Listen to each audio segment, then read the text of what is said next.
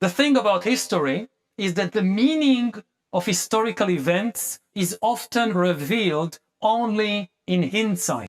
Viewers have requested a video on Yuval Noah Harari, and to be honest, I have struggled a bit with it. He is controversial and charismatic. He is successful, and his writing has real power, and yet many people have doubts about it.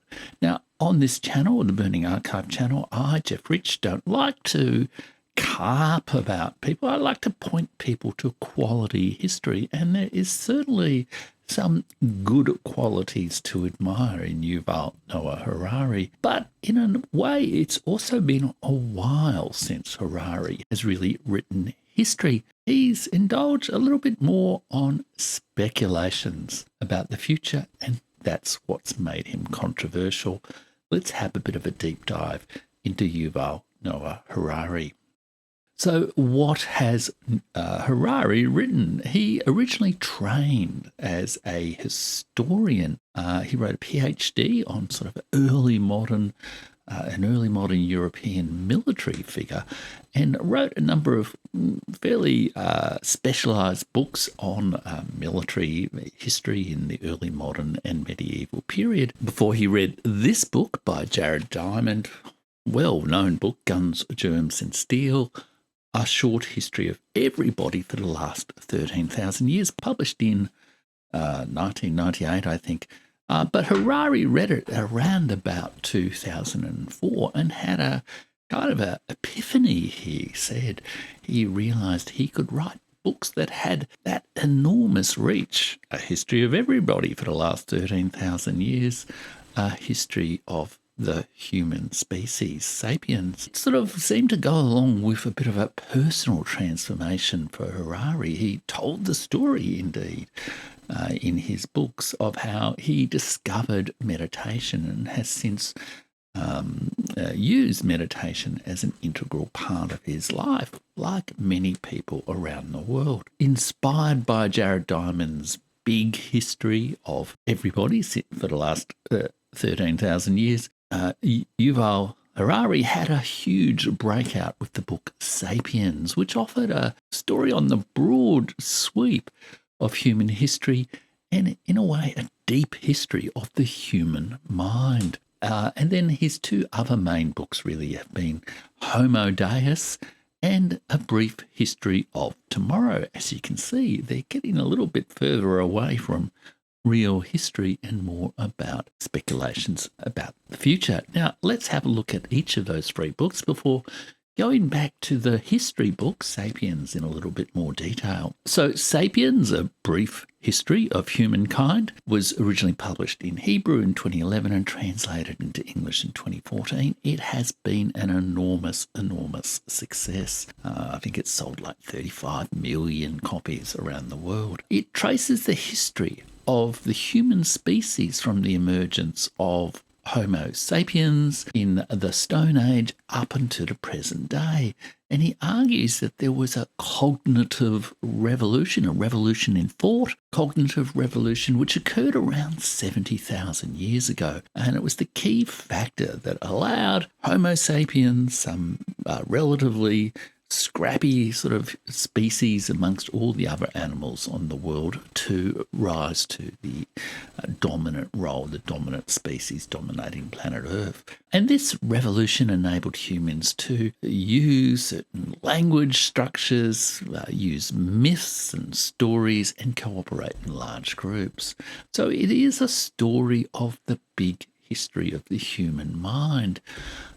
In the cognitive revolution, humans develop cognitive abilities that allow for abstract thinking and complex communication. In the agricultural revolution, around 12,000 years ago, humans moved from hunter-gatherer societies to settled agricultural societies, which Harari argues led to greater social inequalities and also change patterns in human society. And then finally, over time, especially after the scientific revolution based in Europe, I think Harari argues, in around about the 17th century, There's a general unification of humankind through empires, religions, and trade, with more interconnected societies and rapid advancements in knowledge. His ideas are hugely popular, hugely influential.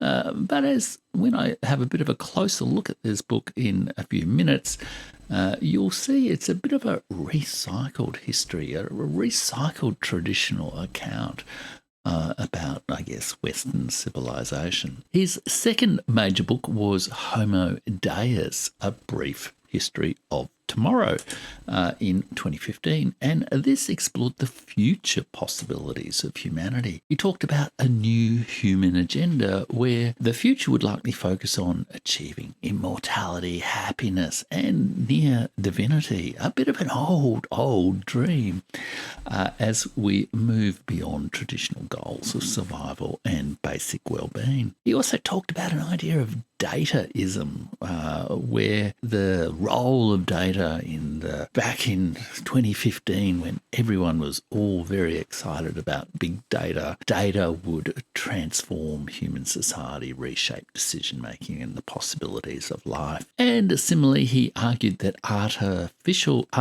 intelligence and biotechnology would revolutionize human life with new forms of inequality and ethical challenges. And over time, increasingly, Harari has been associated with the idea that artificial intelligence and these sort of new technologies, even some sort of transcendence of the limits of the historical human species, would become the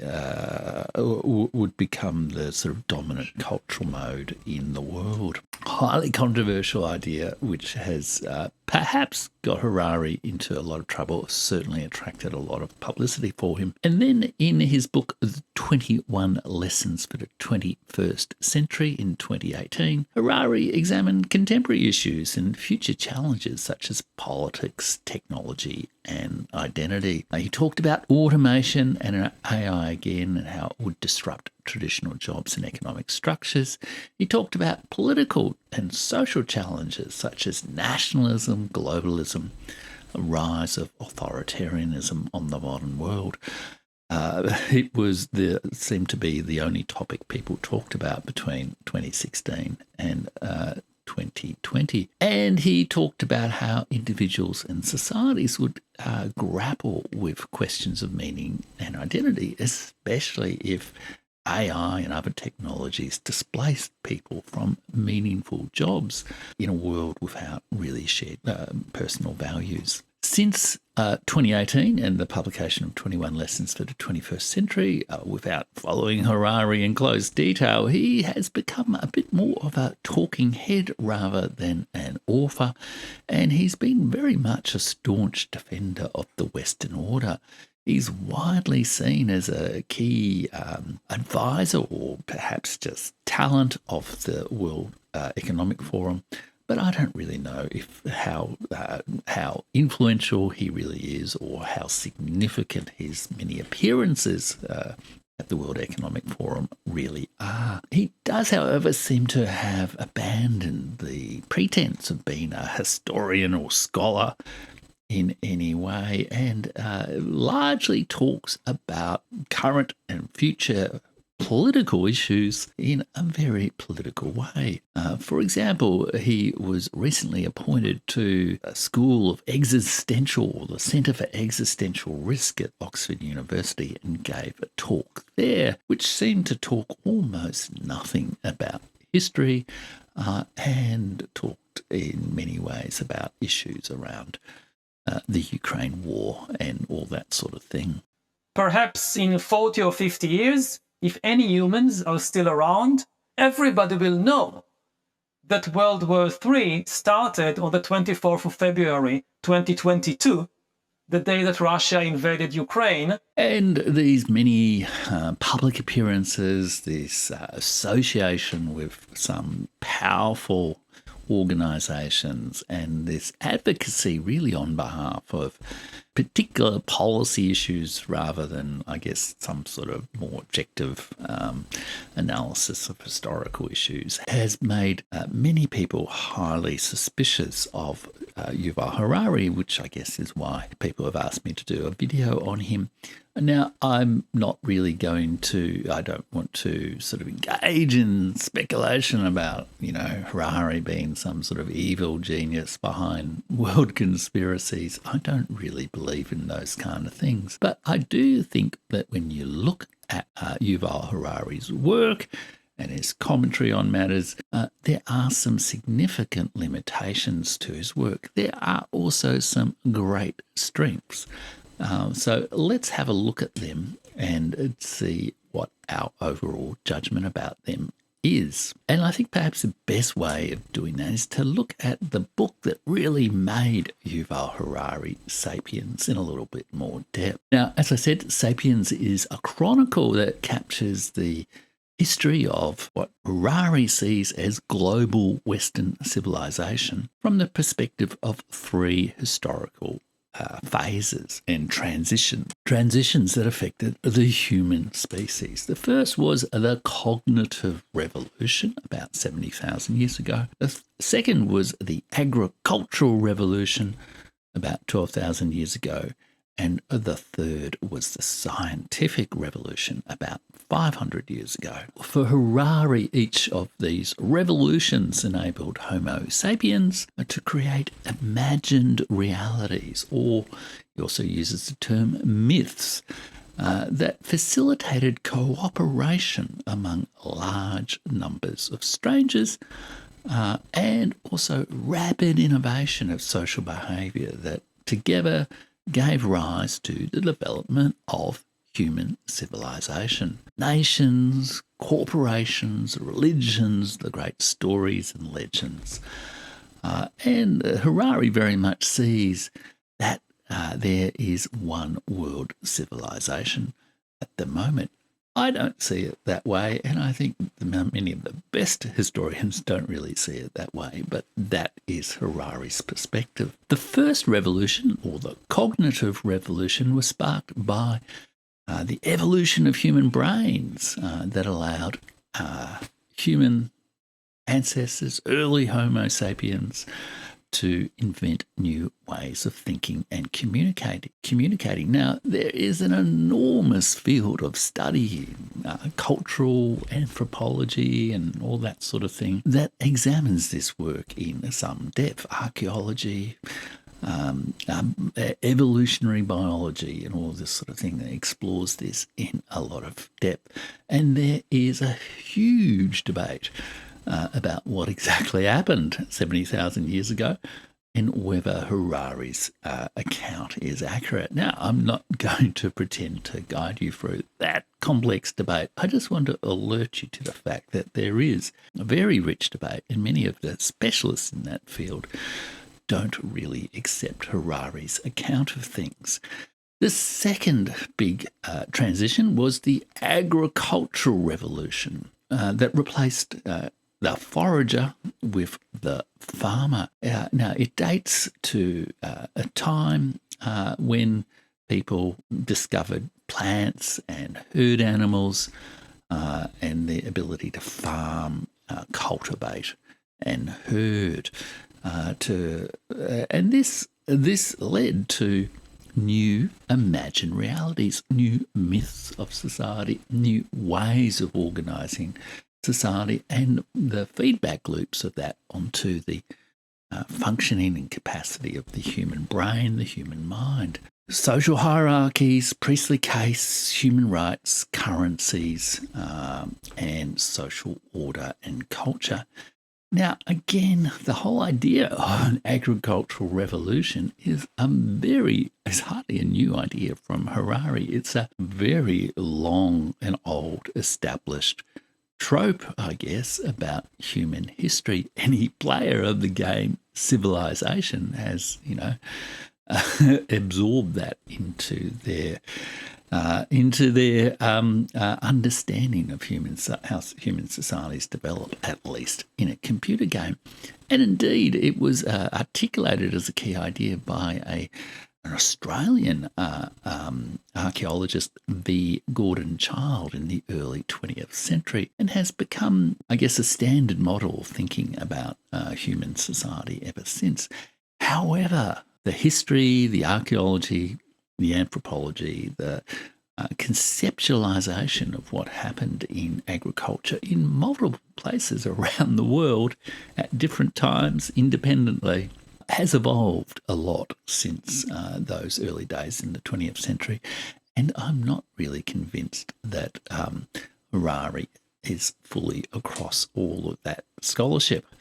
And then finally, the scientific revolution sparked, according to Harari, the discovery of ignorance, the sense that belief systems were not complete and total, that one had to accept the limits of one's knowledge and test those limits, to use the classic sort of falsification of a hypothesis idea about the scientific method. This, he said, was the greatest discovery that science or human knowledge had ever obtained, and it again opened up a openness to change, an open-mindedness that hadn't been there in culture before. Now again, there is an absolutely enormous historical, cultural, scientific literature on the nature of the scientific revolution, whether non-Western societies had their own forms of scientific revolution at different times in different ways, whether the scientific revolution is really similar to what Harari claims, and its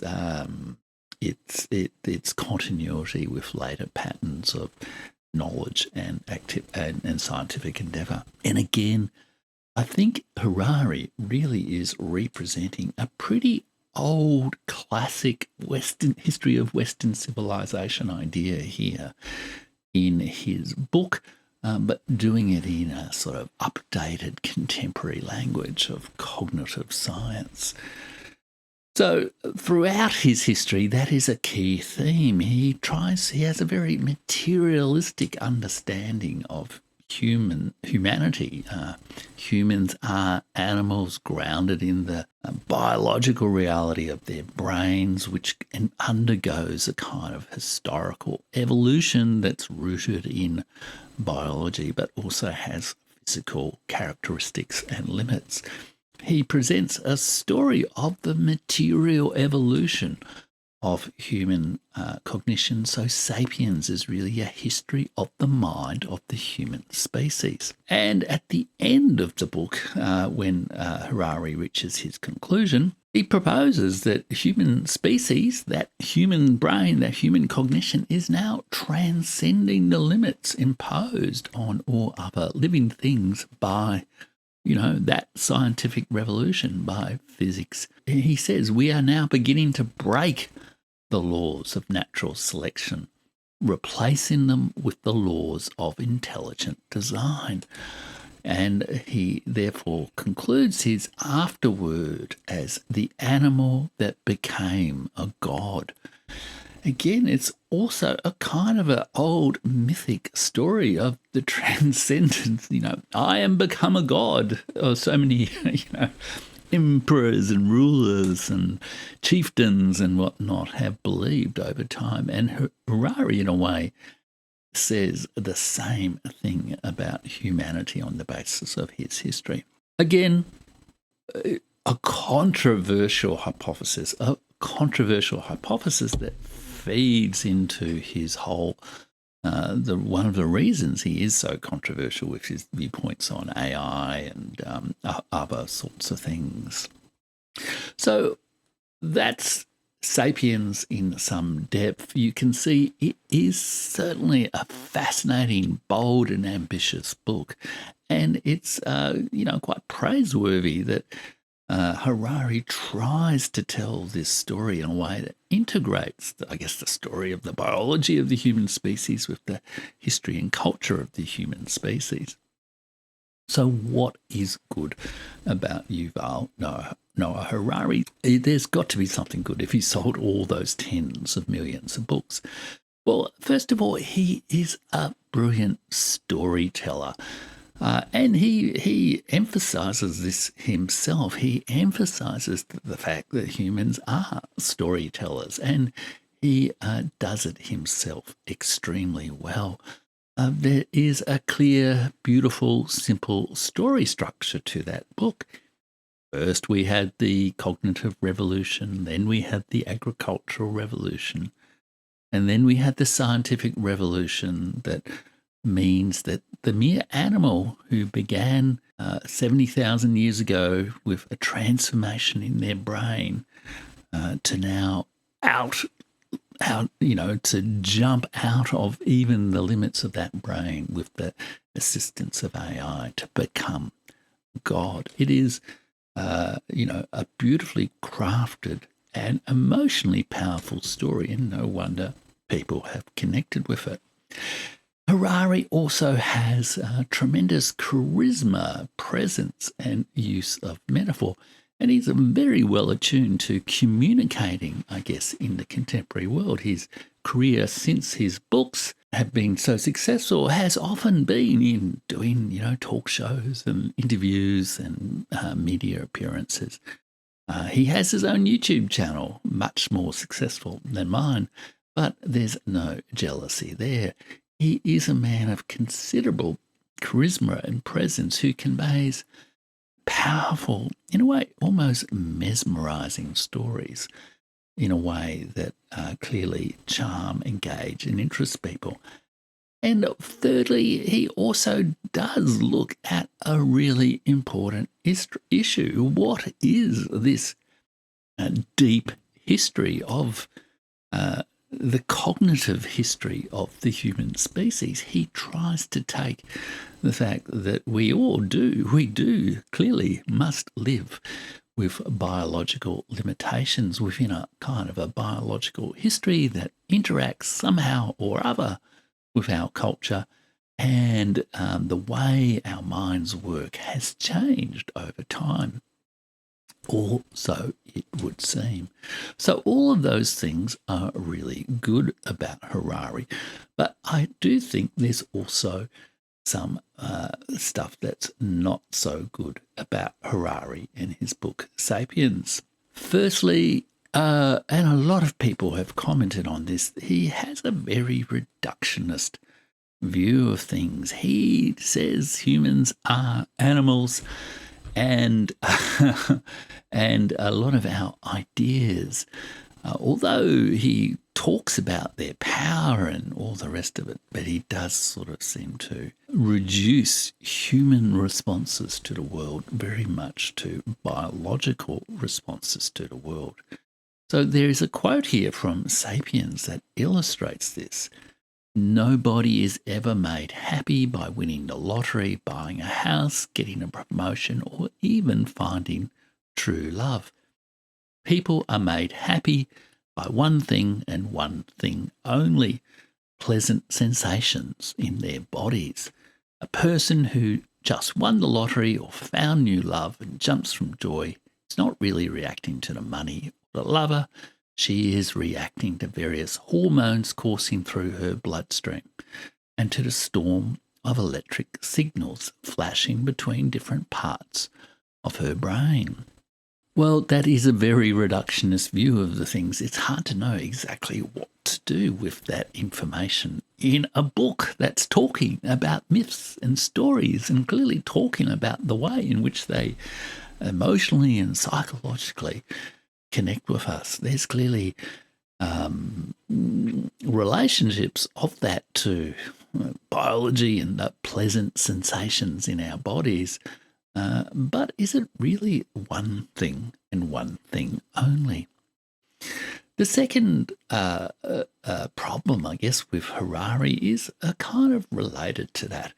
There is, and especially in his public presentations of issues, a kind of haughtiness that many people find objectionable. And you sense this also in his history. It is and it's hard for it not to be so with a history of 70,000 years of the human mind.